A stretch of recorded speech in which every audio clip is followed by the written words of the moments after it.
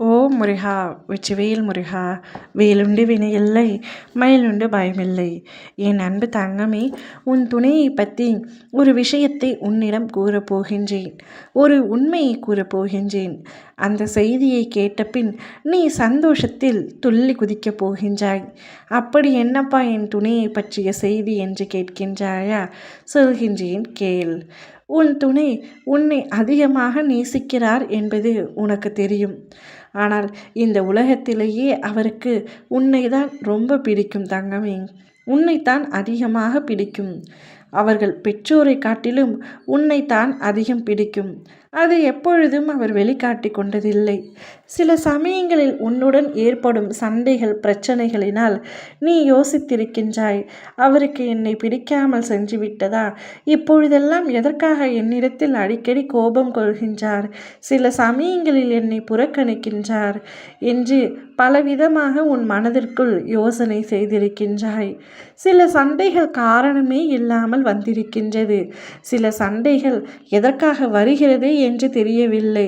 ஆனால் பிரச்சனைகள் முத்தி 2-3 நாட்கள் கூட பேசாமல் இருக்கின்றார். நானாக போய் பேசினால் மட்டுமே அவர் பேசுகின்றார், இல்லை என்றால் அமைதியாகவே இருக்கிறார் என்று பலவிதமாக உன் மனம் குழம்பிக் கொண்டு இருக்கும். ஆனால் அது அவ்வாறு இல்லை தங்கமே. உன்னை சமாதானப்படுத்த அவருக்கு சரியாக தெரிவதில்லை. அவருடைய அன்பை அவரால் வெளிக்காட்ட முடியவில்லை. ஆனால் அவர் உன் மீது அளவு கடந்த அன்பை வைத்திருக்கின்றார்.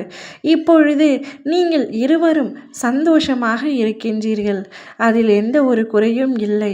ஆனால் பிரச்சனை வரும்பொழுது நீ யாரோ நான் யாரோ என்பது போல உணர்கின்றீர்கள். இதுதான் பிரச்சனை. இந்த பிரச்சனை எப்பொழுதும் இருக்கக்கூடாது தங்கமே. உன் துணைக்கு நீதான் உயிர், நீதான் உலகம். உன்னை தாண்டி அவர் வேறு யாரையும் மனதால் நினைத்தது கூட இல்லை. அவருக்கு நீ மட்டும் இருந்தாலே போதும். அவரால் அந்த அன்பை உன்னிடத்தில் வெளியில் கூற முடியவில்லை, சொல்ல தெரியவில்லை. அதுதான் உண்மை. அதனால் அவரை எப்பொழுதும் நீ புறக்கணித்து விடாதே, நிராகரித்து விடாதே. அவருக்காக பெற்றோர்கள், உடன் பிறந்தோர்கள் என பல பேர் சுற்றி இருந்தாலும், சொந்தங்கள், நட்புகள் என இருந்தாலும், நீ ஒருவர் அவருடைய வாழ்க்கையில் இல்லை என்றால் அவருடைய வாழ்க்கையே வெள்ளை காகிதம் போல் ஆகிவிடும். இப்பொழுது அவர் மனது வெள்ளை காகிதம் போல் தான் இருக்கின்றது. அவர் மனதால் மிகவும் நல்லவர் என்பது உனக்கே நன்றாக தெரியும். அதனால்தான் எத்தனை சண்டைகள் வந்தாலும் நான் அவரை விட்டு பிரிந்து செல்வதில்லை என்று நீ என்னிடத்தில் கூறியிருக்கின்றாய். நிச்சயமாக உன்னுடைய துணை மிகவும் நல்லவர், அன்பானவர். உன் மீது உயிரையே வைத்திருக்கும் உன்னுடைய துணையானவர். அவரை எப்பொழுதும் நீ விட்டுவிடக்கூடாது. அவருடன் நீ சந்தோஷமாக வாழ வேண்டும். ஓம் முருகா! வெற்றிவேல் முருகா!